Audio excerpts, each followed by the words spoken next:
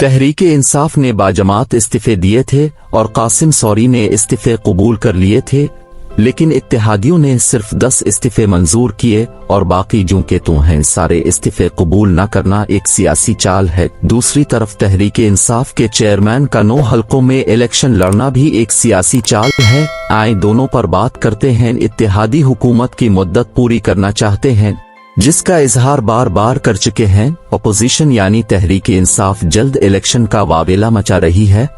सहाफियों से बात करते हुए इमरान खान ने कह दिया है, अगर इत्तेहादी हुकूमत इलेक्शन की तारीख दे दे तो मैं पंजाब और पख्तूनख्वा की सूबाई हुकूमतें तोड़ने के लिए तैयार हो सकता हूं। चूंकि इत्तेहादी हुकूमत में मुल्क की सब छोटी बड़ी पार्टियां शामिल हैं, इसलिए उन्होंने मिल बैठकर सियासी शतरंज बिछाई और सोच समझकर चालों को आगे पीछे करने का मंसूबा बनाया। वजीर आजम शहबाज शरीफ और इत्तेहादियों ने चाल चली के तहरीक इंसाफ के अरकान कौमी असेंबली के 10-10 करके इस्तीफे मंजूर कर लिए जाएं और हर 10 इस्तीफे कबूल करने के बाद नया इलेक्शन करवा दिया जाए। इस तरह तहरीक इंसाफ अपनी 10 सीटों को वापस जीतने में लग जाएगी। यूं 10 सीटों से कुछ नून लीग और कुछ सीटें इत्तेहादियों को मिल सकती है और 2023 के आम इंतखाबात तक तहरीक इंसाफ और इमरान खान की तवज्जो उन सीटों की तरफ मबजूल रह सकती है। इस हिकमत अमली को अपनाते हुए नून लीग और इत्तेहादियों ने तहरीक इंसाफ के चुनकर कौमी असेंबली के इन 10 अरकान के इस्तीफे कबूल कर लिए, जो आम इंतखाबात में बहुत कम मार्जिन यानी 5 से 10 हजार के वोटों के फर्क से जीते थे।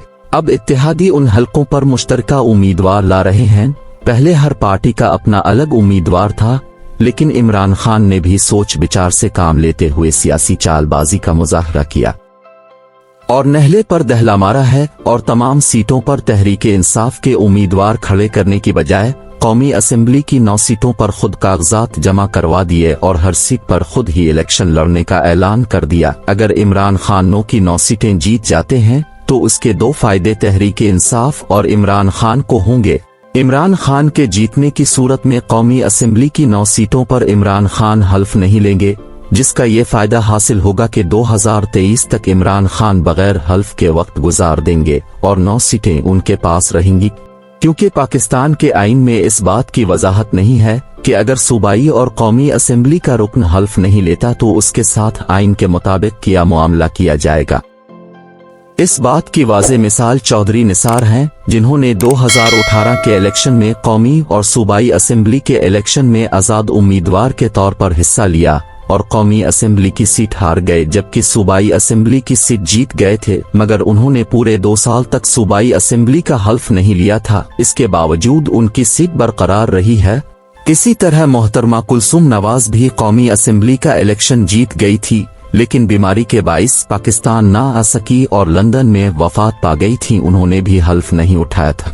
इसहाक डार भी सेनेटर के तौर पर लंदन में मौजूद है। वो बीमार हैं और उन्होंने भी सेनेट में हाजिर होकर हल्फ नहीं उठाया। सुप्रीम कोर्ट से इस्तिदा की थी कि उनका हल्फ टेक्नोलॉजी इस्तेमाल करते हुए व्हाट्सएप के जरिए ले लिया जाए। तहरीक इंसाफ के पास दूसरा ऑप्शन ये है, अगर इमरान खान ये सीटें जीत कर छोड़ देते हैं तो ऐसी सूरत में उन्हें सीटों पर दोबारा इलेक्शन करवाने होंगे और कम अज कम 2.5 से 3 माह का वक्त निकल जाएगा। तहरीक इंसाफ की पख्तूनख्वा और पंजाब में सूबाई हुकूमतें हैं। उनके अलावा 2 रियासतों कश्मीर और गिलगित बाल्टिस्तान में भी हुकूमतें हैं। चूंकि आईन में इस बात की पाबंदी नहीं है कि सूबाई हुकूमतों के साथ ही कौमी असेंबली के इलेक्शन होंगे, कौमी असेंबली के इलेक्शन पहले और सूबाई असेंबली के इलेक्शन बाद में हो सकते हैं। आईन इस बात की इजाजत देता है। इसलिए तहरीक इंसाफ ख्वाहिश रखती है कि कौमी असेंबली के इलेक्शन पहले हों और सूबाई असेंबली के इलेक्शन बाद में मुनाकिद हों, क्योंकि उनको इस बात का खदशा है कि कहीं इलेक्शन में धांधली ना हो जाए।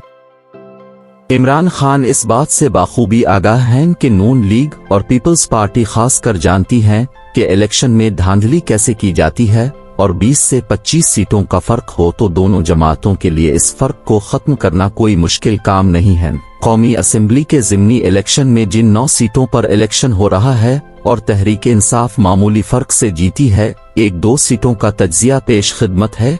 NA 108 फैसलाबाद से फर्रुख हबीब मुस्लिम लीग के आबिद शेर अली से मामूली फर्क से इलेक्शन जीत गए थे। फर्रुख हबीब ने 1,12,182 वोट हासिल किए थे। جبکہ عابد شیر علی نے 1,10,907 ووٹ حاصل کیے۔ فرخ حبیب 1,275 ووٹوں کے معمولی فرق سے جیتے تھے۔ پیپلز پارٹی کے اصغر علی نے 4,905 ووٹ لیے تھے۔ اب تحریک انصاف ایک طرف اور ملک کی چھوٹی بڑی جماعتیں دوسری طرف کھڑی ہیں، اور اتحاد سمجھتا ہے کہ سب کا مشترکہ ووٹ تحریک انصاف کو شکست سے دوچار کر دے گا۔ ناظرین، ویڈیو اچھی لگے تو لائک اور شیئر کیجیے۔